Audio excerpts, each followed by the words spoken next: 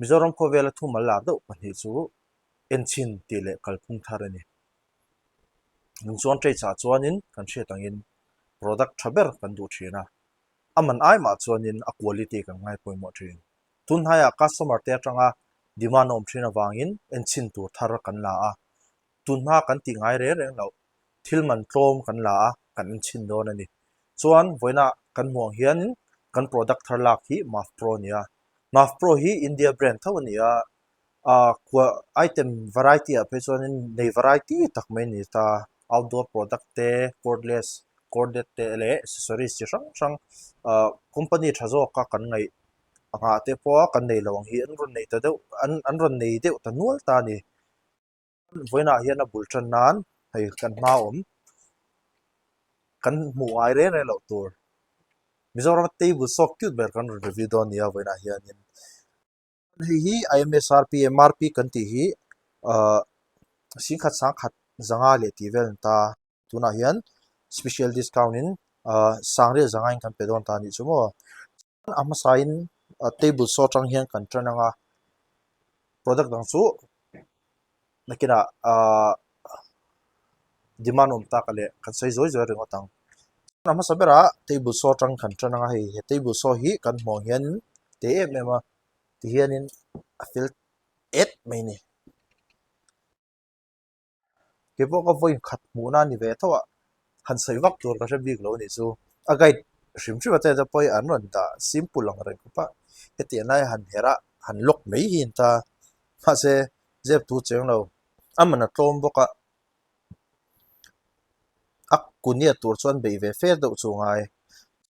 he table so hi ama sa kan hriat a khol lam pa hian lu ma support taila a khol hi 1600 watt ron ta a niam mi lo tan so chuan a blade hi khambi kan sei ro khan a blade hi te 8 inch ron ta 200 mm mo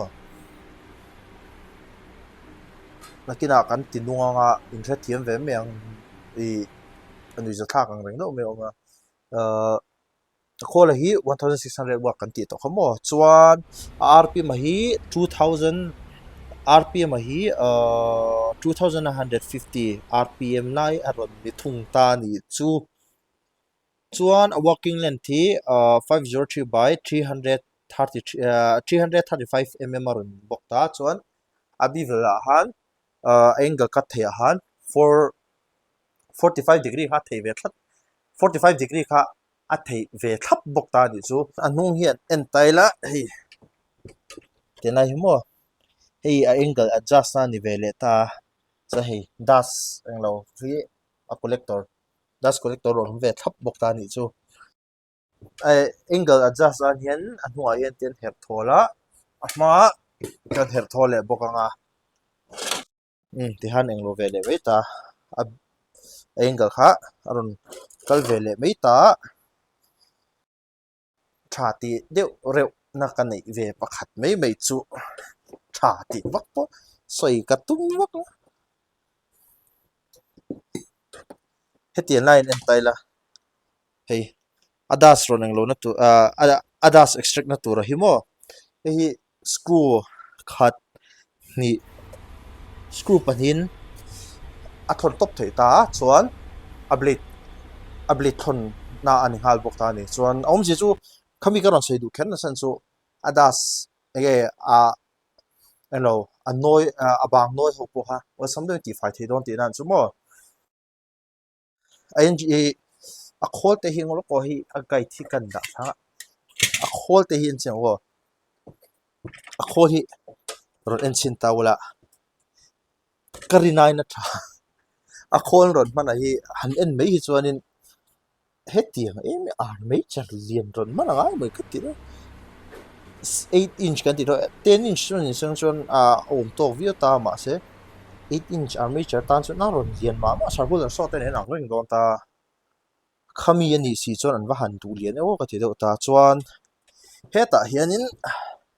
switch on ma chuan hetina hi anor namo anor na hi asira hian da ve the ma se ka da thiam chi lo trum da kan ti ngai lo ang do lakin tun trum chu hei mi hi kan ti nuanga kan zai chinang o a chen chu ke ma pon ka cha ini andon kalawang rem oh a khol ri chu tui pam khol anga sin in sa them ka thalawa a tui pam khol ri ne na khop mai te sango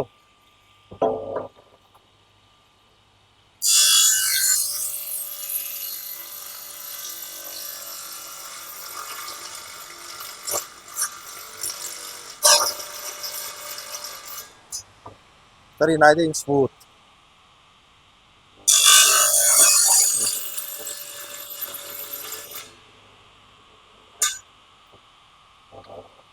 zai du ro lu tu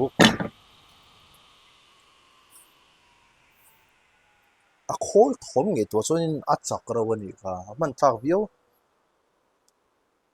ka mi mal ngei dan me chuan ina DIY project te ani lo pon na thona po a man tlak phian me te bot khoinan chuan thinga hi nge an dong shelawa thinga po e du phian me the ni a e du khol te kha a smooth rio me a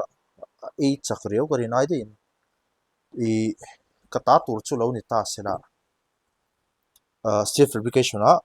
tilai ka extend ti rang lo chuan GI pipe pang chi ho arol thing chi ho ka ta hian hemi level hian da taila chuan he ta tin fit ni velin fit khat le chan ve mon up phei taila chuan kha tin lai an roll mai thi tur hian tila a zia phir mai the ni modify thei dan tur tam don rio he til hi atira han kan seizat na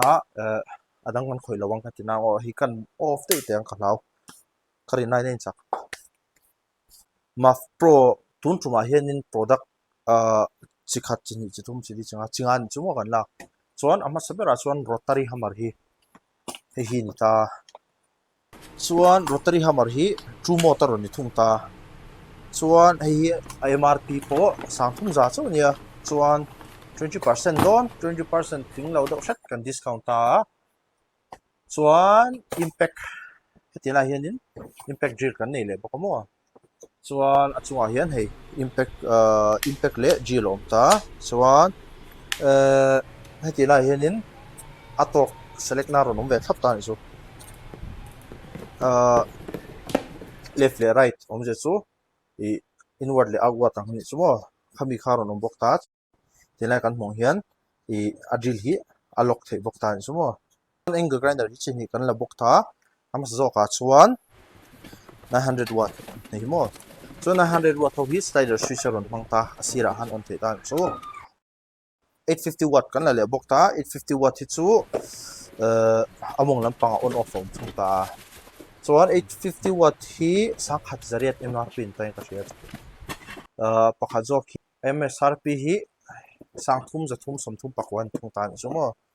ma se hi chu discount pot tam do hlek hriat tur chuan kha zong khani sela i atira kan sei tong khan he product hi kan Enchhinn ani kan kalphung thar turang hi ati chhun zom tla zel tak don nge don lo chu mi puite tangin kan customer te tangin feedback kha poi mo le don ta chuan kan product he mi in lo ni pon in on le ni pon after sales lampanga te kan backup le char charanga chuan khami tang khanin feedback te thado minon pek le ha kan be se dona tuna kan product Enchhinn kan Enchhinn hi ti chhun zom zel ta kan niam ti ve kha khami kha in feedback kha poi mo le dona chuan kan customer te feedback hi minon pe ram theula kan lom he ang kha zong khani se ani levek phot ule